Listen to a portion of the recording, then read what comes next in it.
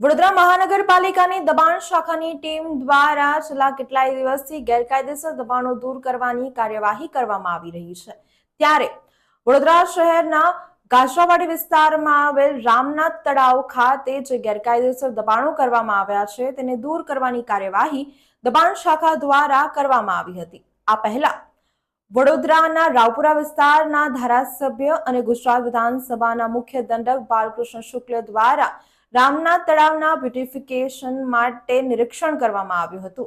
ત્યાં તેમણે ગેરકાયદેસર દબાણો જોયા હતા। ત્યારબાદ કલેક્ટરને રજૂઆત કરવામાં આવી હતી ને ત્યાર પછી દબાણ શાખાની ટીમ દ્વારા આ ગેરકાયદેસર દબાણો દૂર કરવાની કાર્યવાહી કરવામાં આવી છે।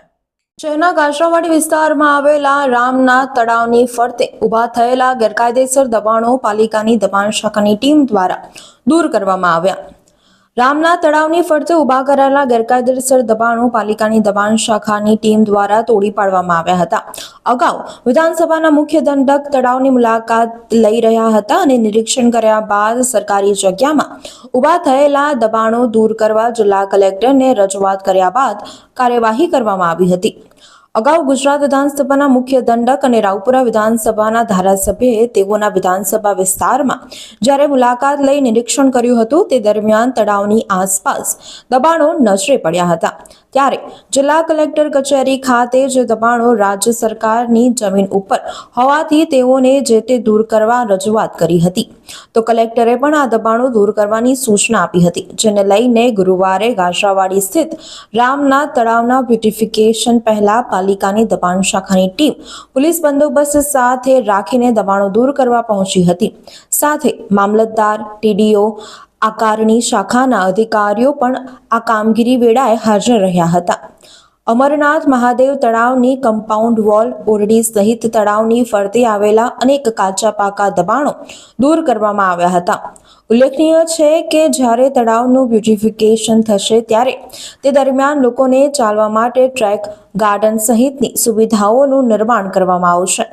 રામનાથ તળાવની ફરતે કારખાનાના 4 જેટલા શેડ અને કમ્પાઉન્ડ વોલ પાલિકાની દબાણ શાખાની ટીમ દ્વારા દૂર કરવામાં આવ્યા હતા। જય શ્રી રામ। વડોદરા શહેરમાં જે શ્રી રામનાથ મહાદેવ તળાવ આવેલ છે ગાજરાવાડી વિસ્તારમાં, એક ઐતિહાસિક પૌરાણિક તળાવ છે। હાલમાં છેલ્લા ઘણા વર્ષોથી અમે તળાવોની બ્યુટિફિકેશન માટે માંગ કરી રહેલા, આખરે તળાવનું કાર્ય શરૂ થઈ ગયું છે। તે બદલ વડોદરા શહેરની તમામ પ્રેસ મીડિયા જે આ તળાવની માટે ઘણા સમયથી અમારી સાથે લડી રહી હતી અને રજૂઆત કરવા માટે અમે બહુ બધા પ્રયાસો કર્યા। આખરે જઈને પ્રશાસન એટલે આખરે જઈને સત્તાધારી લોકોનો જે આંખો ખુલી છે અને આખરે કામ શરૂ કરવામાં આવ્યું તે બદલ સૌનો ખૂબ ખૂબ આભાર અમે વ્યક્ત કરીએ છીએ। સાથે સાથે જેટલી બી બરોડાની મીડિયા છે, પ્રેસ, ઇલેક્ટ્રોનિક મીડિયા, જે અમારે સપોર્ટ સાથ આપ્યો આ તળાવના કાર્યને આગળ વધારવા માટે, જનતા સુધી દર્શાવવા માટે કે વર્ષો જૂનું તળાવ, પ્રભુ શ્રી રામની આસ્થા સાથે જોડાયેલું તળાવ, આજે એના આસપાસના દબાણો તૂટ્યા છે। ખરેખર એક સરસ કાર્ય થયું છે। તે બદલ બાળુભાઈ શુક્લા દંડકજીનો બી અમે આભાર વ્યક્ત કરીએ છીએ। સાથે સાથે સ્થાનિક કાઉન્સિલરોને બી આભાર વ્યક્ત કરીએ છીએ। વડોદરા શહેરના વાડી વિસ્તારના પોલીસ અધિકારીઓનો બી અમે આભાર વ્યક્ત કરીએ છીએ, જેમને આ તળાવના કાર્યોને સારી રીતને પૂર્ણ થવામાં અમારે સાથ સહકાર આપ્યો।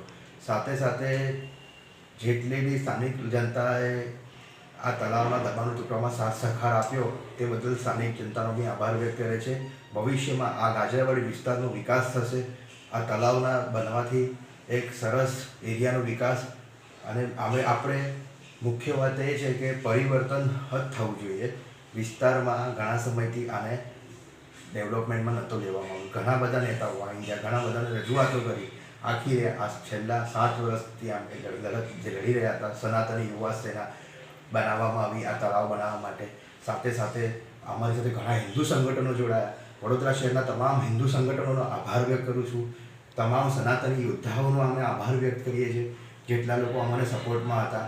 સાથે સાથે આ વિસ્તારનો વિકાસ હવે થઈ રહ્યો છે, તે બદલ એક ખુશી છે અને આવો જ વિકાસ થતો રહે એવી અમે બાળુભાઈ શુક્લાજીને બી આભાર વ્યક્ત કરવાની સાથે આવા જ કાર્ય કરતા રહો એવા અમે એમને આશા રાખીએ છીએ। જય શ્રી રામ।